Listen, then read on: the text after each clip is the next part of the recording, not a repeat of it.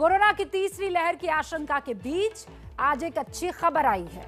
आज मुंबई से यह खबर आई कि वहां से करीब 51% बच्चों में दूसरी लहर के दौरान कोरोना का संक्रमण हो चुका है, यानी उनके शरीर में एंटीबॉडीज बन चुकी है। ये बात बीएमसी के एक सर्वे में सामने आई और इसका मतलब यह है कि इन बच्चों में तीसरी लहर का खतरा कम होगा। उम्मीद की जानी चाहिए कि देश के बाकी हिस्सों में भी बच्चों में इसी तरह से एंटीबॉडीज बन गई हो, लेकिन सवाल यह है कि बच्चों की वैक्सीन आखिर कब आ जाएगी। कोरोना से जंग में बच्चों के लिए मोदी सरकार का मास्टर प्लान क्या है? आज मास्टर स्ट्रोक की कवर स्टोरी में आपके सामने बच्चों की वैक्सीन से जुड़ा हर एक अपडेट हम रखने जा रहे हैं। तो सपरिवार देखिए बच्चों का फ्यूचर क्या होगा। Today we have overtaken United States of America in the number of doses that have been given to our countrymen.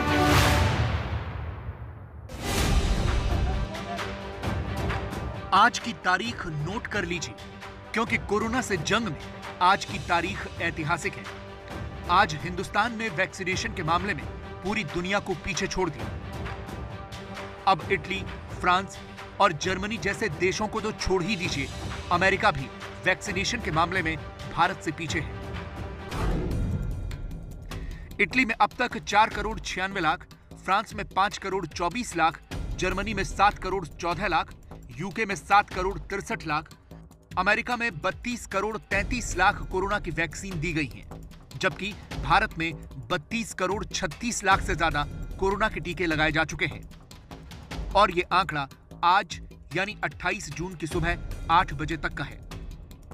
Now we have given 32 crore 36 lakh 63,297 doses to our countrymen, and this number is historic today because today we have overtaken United States of America in the number of doses that have been given to our countrymen in COVID vaccination. सबसे अहम बात यह है कि दूसरे देशों के मुकाबले भारत में वैक्सीनेशन का काम देर से शुरू हुआ। ब्रिटेन ने सबसे पहले पिछले साल 8 दिसंबर से ही अपने नागरिकों को वैक्सीन लगाना शुरू कर दिया। उसके बाद अमेरिका, इटली और जर्मनी जैसे दूसरे देशों ने भी अपने यहाँ वैक्सीनेशन का काम शुरू कर दिया। भारत में टीकाकरण अभियान इस साल 16 जनवरी को शुरू हुआ, लेकिन वैक्सीन डोज देने के मामले में आज भारत सबसे आगे निकल चुका है। आज से ठीक एक हफ्ते पहले 21 जून से देश में कोरोना के वैक्सीनेशन का महाअभियान शुरू हुआ था। उसके बाद से ही वैक्सीनेशन प्रोग्राम ने जोरदार रफ्तार पकड़ी है। 21 जून को देश में वैक्सीनेशन ने नया रिकॉर्ड बनाया था। उस दिन 86 लाख से ज्यादा वैक्सीन डोज दी गई थी। 22 जून को 54,24,000, 23 जून को 64,89,000, 24 जून को 60,73,000, 25 जून को 61,19,000, 26 जून को 64,25,000 और 27 जून को रविवार यानी छुट्टी के दिन 17,21,000 लोगों का वैक्सीनेशन हुआ। ये तो हुई वैक्सीनेशन की मौजूदा रफ्तार, लेकिन NTAGI यानी national technical advisory group on immunisation के चेयरमैन NK अरोड़ा का कहना है कि एक दिन में 1 करोड़ टीके देना हमारा लक्ष्य है। Now in coming days and weeks and months, our target is to give 1 crore doses every day.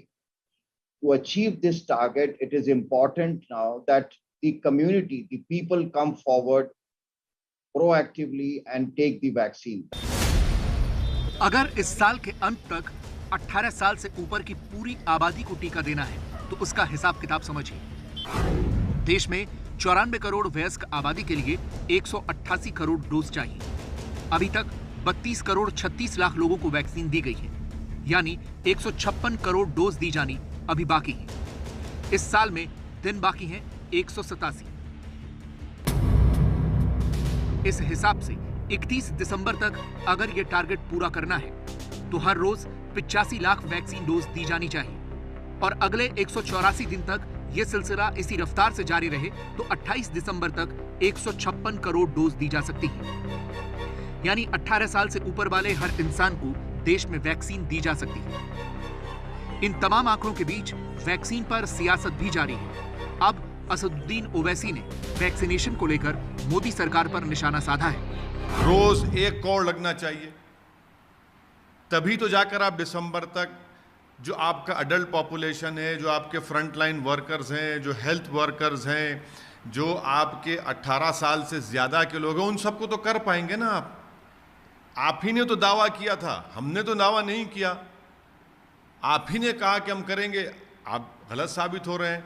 ये जो आप सुप्रीम कोर्ट को कह रहे हैं कि 135 करोड़ हम अगस्त से दिसंबर तक, आप खुद ने खुद कहा था, सरकार ने कहा था कि 216 करोड़ हम दे देंगे।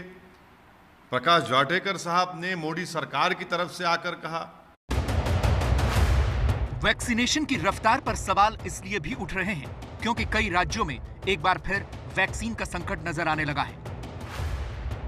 मध्य प्रदेश में आज वैक्सीन की कमी है। सिर्फ 4 लाख डोज हैं जो उन जिलों में दे दी गए हैं जिन जगहों पे 25% से कम टीकाकरण हुआ। हम भोपाल की बात करें तो भोपाल में आज सिर्फ 4000 कोवैक्सीन के डोज हैं जो 22 सेंटर में बांटे गए हैं, मगर अधिकतर लगवाने वाले लोग कोविशील्ड के हैं। हम भोपाल के सरस्वती शिशु मंदिर सेंटर पे हैं। थोड़ी देर पहले तक यहाँ पे अच्छी खासी भीड़ थी, लंबी लंबी लाइन लगी हुई थी, लेकिन जैसे ही बताया गया कि यहाँ सिर्फ कोवैक्सीन लगेगी तो आधे से ज़्यादा लोग लौट गए हैं और काफ़ी सारे लोग परेशान होकर लौट रहे हैं क्योंकि अधिकतर लोगों को कोविशील्ड लगी हुई है।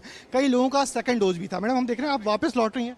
या हमारा सेकंड डोज आज ड्यू था, बट वो यहाँ पे सेंटर नहीं है कोविशील्ड का।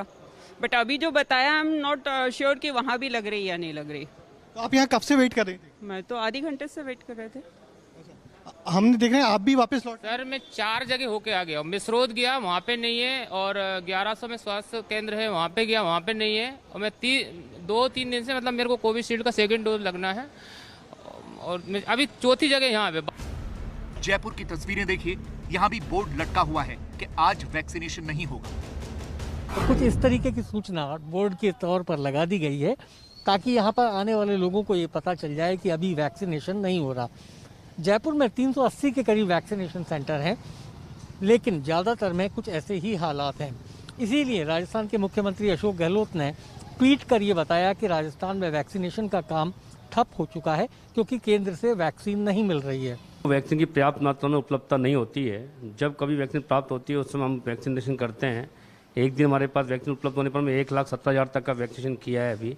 उसके बाद वैक्सीन समाप्त होने लगी, धीरे धीरे बंद करना पड़ा और आज बिल्कुल वैक्सीन नहीं होने के कारण आज जयपुर में पूरा काम ठप पड़ा है। ये तो हुई वैक्सीनेशन की रफ्तार और इस रफ्तार पर सियासत की बात, लेकिन सवाल ये है कि देश में बच्चों की वैक्सीन कब तक आएगी। इसे लेकर अच्छी खबर यह है कि केंद्र ने जल्द ही बच्चों की वैक्सीन लाने की बात कही है। केंद्र सरकार ने अपनी वैक्सीन नीति पर सुप्रीम कोर्ट में 375 पन्नों का एक हलफनामा दायर किया है। उस हलफनामे में केंद्र सरकार ने सुप्रीम कोर्ट को बताया है कि 12 से 18 साल की उम्र के बच्चों के लिए जाइडस कैडिला की वैक्सीन का ट्रायल पूरा हो चुका है और जल्द ही इस वैक्सीन को केंद्र सरकार की अनुमति भी मिल जाएगी। अगर कोरोना के लिए बच्चों की वैक्सीन की बात करें तो इस वक्त देश में 3 कंपनियों की 4 वैक्सीन पर काम चल रहा है। पहली है जाइडस कैडिला की ज़ाइकोव डी वैक्सीन, दूसरी भारत बायोटेक की कोवैक्सीन, तीसरी भारत बायोटेक की नेजल वैक्सीन BBV154, चौथी सीरम इंस्टीट्यूट की नोवावैक्स या कोवावैक्स। माना यह जा रहा है कि इनमें से जाइडस कैडिला की वैक्सीन सबसे पहले आ सकती है। उम्मीद जताई जा रही है कि अगस्त में यह वैक्सीन आ सकती है।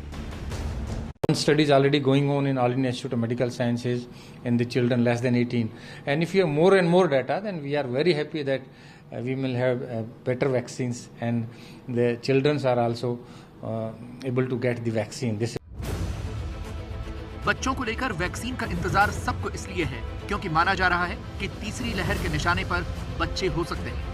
कोविड की तीसरी लहर से पहले ऐसा अनुमान है कि इस नई लहर का असर सबसे ज्यादा 18 साल से कम उम्र के बच्चों को पड़ेगा। पर बीएमसी की एक नई रिपोर्ट बेहद सकारात्मक खबर लेकर सामने आई है।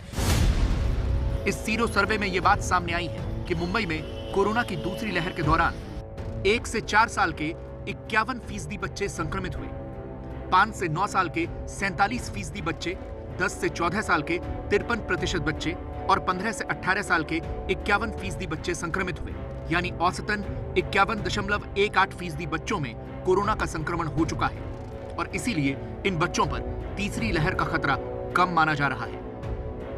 0 साल से मतलब नवजात शिशु से लेकर 18 साल के बच्चों का सीरो सर्वे किया जाए। पूरे मुंबई के 24 वार्ड में हमने करीबन सैंपल इकट्ठा किए, पब्लिक लैब से इकट्ठा किया और प्राइवेट लैब से भी इकट्ठा किए।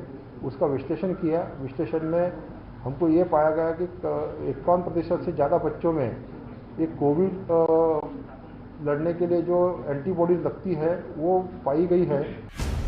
इस बीच केंद्र सरकार ने ऐलान किया है कि देश में मेडिकल सुविधाओं को बेहतर बनाने के लिए सरकार 50,000 करोड़ रुपए खर्च कर